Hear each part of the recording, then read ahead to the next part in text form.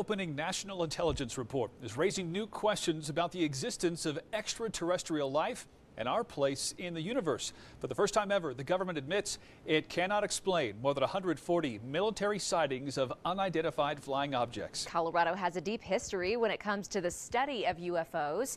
Investigative reporter Dan Beatty explains how the government's research stretches all the way from the stars down to the ground here in Colorado.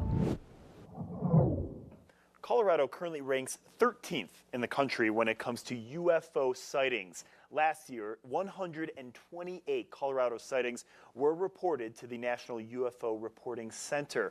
Some from Colorado Springs, some from Pueblo, even Canyon City. Are we alone? It's a question that's been asked for decades. But now, the government admits for more than 140 sightings, they have no explanation.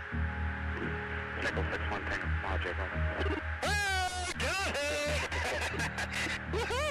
Roger. There's troubleshooting. April 2020. The Pentagon releases 3 separate videos. There's a whole fleet of them. 3 separate instances of unexplainable aerial phenomena captured on video by Navy pilots. It's rotating. One of the videos captured back in 2004 off the coast of Southern California, now coined the Tic Tac UFO. According to a Pentagon report of the sighting, the pilot said the object's shape was an elongated egg with an exterior like a thick Tic Tac. The pilot said, quote, "It ascended quickly at a supersonic speed." It sort of jumped from spot to spot and tumbled around in a way that was unpredictable. And then it just disappeared. It zoomed out of the picture so fast. And the whole time we're on the radio with each other, just sort of losing our minds.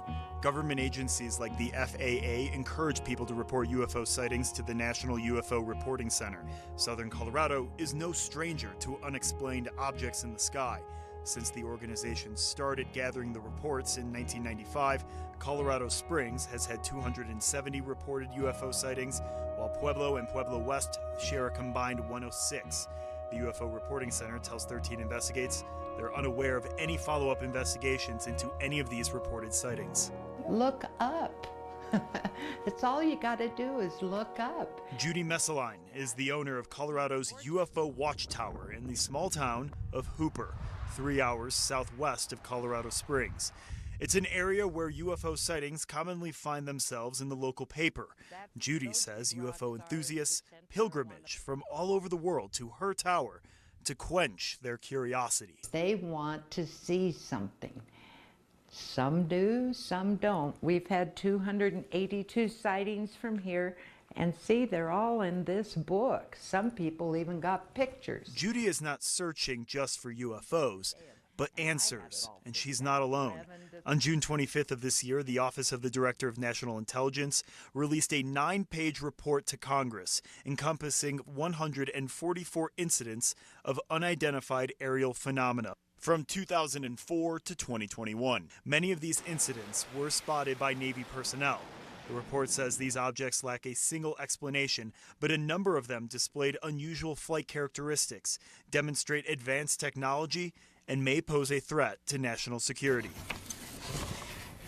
Megan Friedel is the head of archives at the University of Colorado. The university has one of the only remaining copies of the most notable government commission report of UFOs prior to June of this year. The Condon Commission was a team effort led by renowned University of Colorado physics professor Edward Condon from 1966 to 1968. He was tasked by the government to review hundreds of alleged UFO sightings across the country, many recorded by the Air Force, like this sighting captured by a film crew at California's Vandenberg Air Force Base in 1963.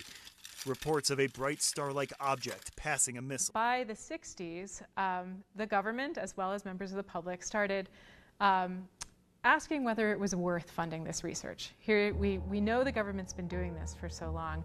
Is it worth spending taxpayer money on this? But 20 years after the Air Force started recording these phenomena, the Condon report said they should stop, concluding that nothing has come from the study of UFOs. They're all going against the wind. It would take 53 years for the government to change course, deciding those unidentified objects in the sky did in fact warrant investigation. Their results released publicly in June, concluding more government funding and cooperation from all military branches is needed to seek answers. With a newfound government interest in UFOs, the stigma surrounding the question, are we alone, might just be fading. People aren't going to be afraid to talk about it.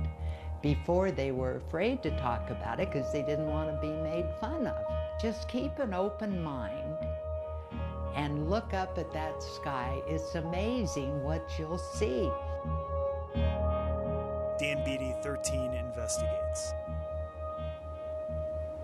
Well, in 2020, the Unidentified Aerial Phenomena Task Force was established within the Navy to further study the UFOs. If approved, the 2022 National Defense Authorization Act would replace the task force and create a new office directly under the Secretary of Defense, tasked with producing annual reports to Congress.